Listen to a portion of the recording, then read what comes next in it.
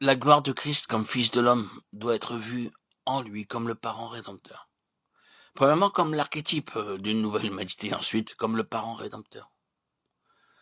Vos pensées iront tout de suite à ce petit classique, le livre de Ruth. Je n'ai pas besoin de vous raconter l'histoire de Ruth en détail, mais c'est de là que nous tirons les grandes vérités et principes de l'activité rédemptrice du Seigneur. En bref, l'histoire est celle-ci. L'héritage a été perdu.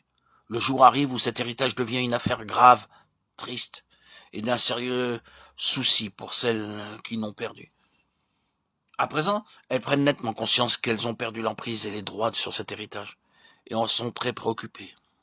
D'après la loi, il n'y a qu'un moyen pour racheter l'héritage perdu, et c'est à travers un parent. Ce parent doit être de leur proche famille et avoir le droit, la capacité de racheter, et être disposé à le faire. Celles qui ont perdu l'héritage et sont maintenant si profondément affectés cherchent ce parent rédempteur qui a le droit, la capacité, la ressource et la bonne volonté de racheter l'héritage perdu.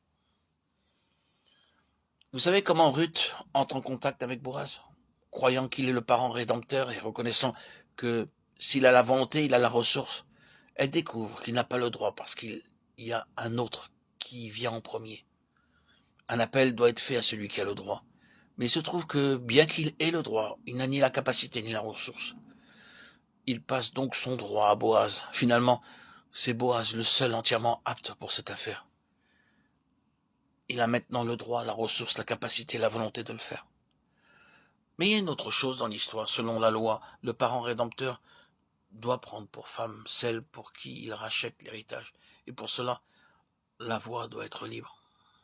L'autre parent ne pouvait pas le faire parce que la voie n'était pas libre. Mais Boaz avait la voie libre. Voilà les éléments de l'histoire. Je ne vais pas prendre chaque petit détail, mais juste les lignes générales.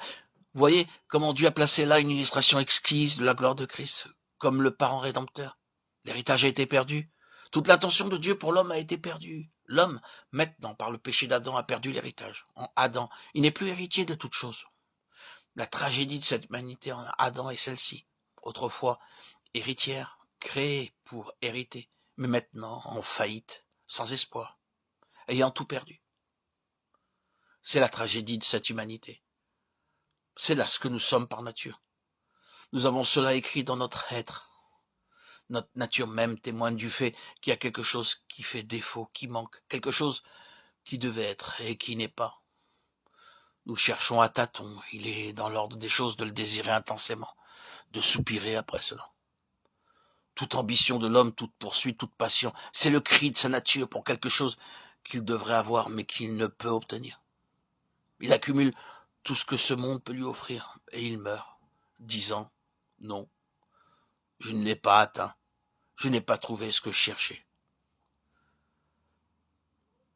Il est un héritier qui a perdu son héritage.